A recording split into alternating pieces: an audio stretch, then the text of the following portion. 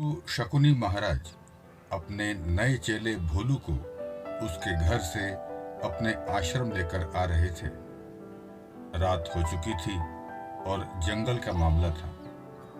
जंगली जानवर और डाकुओं के डर से गुरु शकुनी महाराज ने अपने चेले से बोला, कोई घर दिखाई दे तो बताना, आज रात विश्राम करके कल सुबह आश्रम के लिए निकलेंगे।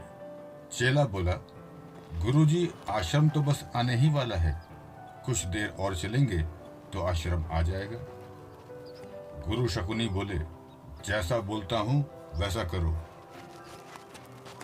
बेचारा चेला करता भी क्या, गुरु की बात तो माननी ही थी।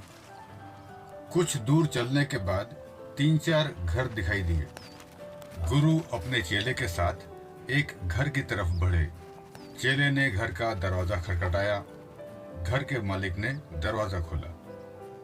गुरु ने घर के मालिक से बोला, मैं गुरु शकुनी महाराज हूँ और मुझे अपने आश्रम जाना है। रात बहुत हो गई है और घना जंगल भी है। क्या मैं आज रात तुम्हारे घर रुक सकता हूँ? सुबह चला जाऊंगा। घर मालिक ने गुरु का हाथ जोड़कर अभिवादन किया और रात बिताने के लिए हाँ बोल दी। गुरु शकुनी अपने चेले के साथ घर के अंदर आ गए। गुरु ने ठीक से घर को देखा, लेकिन घर में ज्यादा कुछ था नहीं। तब गुरु शकुनी ने घर के मालिक से पूछा, तुम्हारा घर तो खाली पड़ा है, तुम क्या काम करते हो? घर मालिक बोला, वैसे तो मेरे माता पिता मेरे लिए बहुत कुछ छोड़ गए थे, पर धीरे धीरे सब खत्म हो गया। खेती की जमीन है, पर वहां कुछ समय से खेती नहीं हुई, इसलिए जमीन बंजर हो गई है। अब एक भैंस बची है, वही मेरा आखिरी सहारा है। भैंस का दूध लेने कोई आता है तो दे देता हूँ और किसी तरह मेरा गुजारा हो जाता है। घर के मालिक की बात सुनकर गुरु शकुनी सोने चले गए, लेकिन सुबह होने से पहले ही उठ गए और अपने चेले के साथ उस भैंस को देखने चले गए जो इस घर के मालिक की आखिरी उम्मीद थी। भैंस बहुत अच्छी थी। गुरु शकुनी ने अपने चेले से बोला, इसकी भैंस को हम आश्रम लेके चलते हैं। भोलू ने अपने गुरु शकुनी से बोला, आप कैसे गुरु हो? जिस इंसान ने हमें रात में अपने घर में रुकने की जगह दी, उसी की भैंस चोरी करना क्या ठीक होगा? गुरु शकुनी ने बोला, जैसा मैं बोलता हूं तुम वैसा करो। क्या ठीक है क्या नहीं ये मैं जानता हूं। चेले को गुरु की बात ठीक नहीं लगी, पर कर भी क्या सकता था। भोलू ने भैंस खोली और गुरु के पीछे पीछे चल पड़ा। गुरु के इस काम से भोलू दुखी था। उसको अपने गुरु से ऐसी उम्मीद नहीं थी। समय गुजरता गया और भोलू बड़ा हो गया, लेकिन भोलू भैंस चोरी वाली उस बात को कभी भुला नहीं पाया।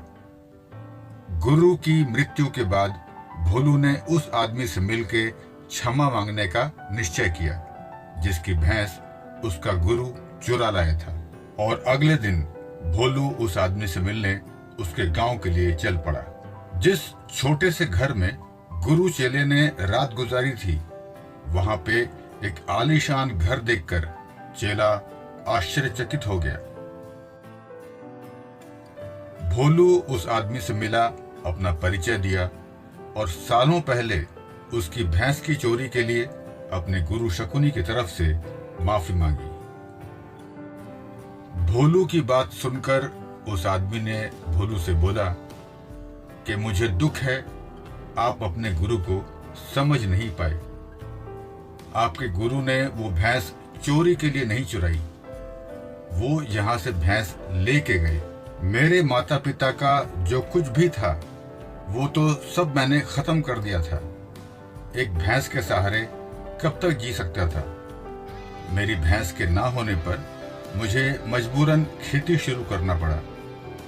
जब पहली बार मेरी मेहनत से खेत में अनाज हुआ, उसको देखकर मुझे और अधिक परिश्रम करने की इच्छा हुई। धीरे धीरे सारी बंजर पड़ी जमीन पे फसल लहराने लगी और देखते ही देखते मैं गांव का सबसे धनी आदमी बन गया। आज मैं जो कुछ भी हूँ आपके गुरु शकुनी जी महाराज के कारण हुई। भोला ये सब सुनकर अपने आश्रम के लिए चल पड़ा।